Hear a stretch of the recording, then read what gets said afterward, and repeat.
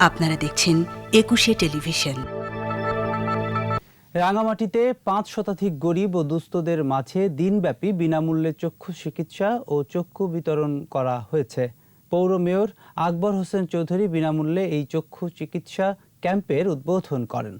সকালে শহরের কাঁঠালতলী সরকারি প্রাথমিক বিদ্যালয় মাঠে রাঙামাটি পৌরসভার প্যানেল মেয়র জামাল উদ্দিন ও জবলী নূর চক্ষু চিকিৎসালয়ের সহযোগিতায় এই ক্যাম্পের আয়োজন করা হয়।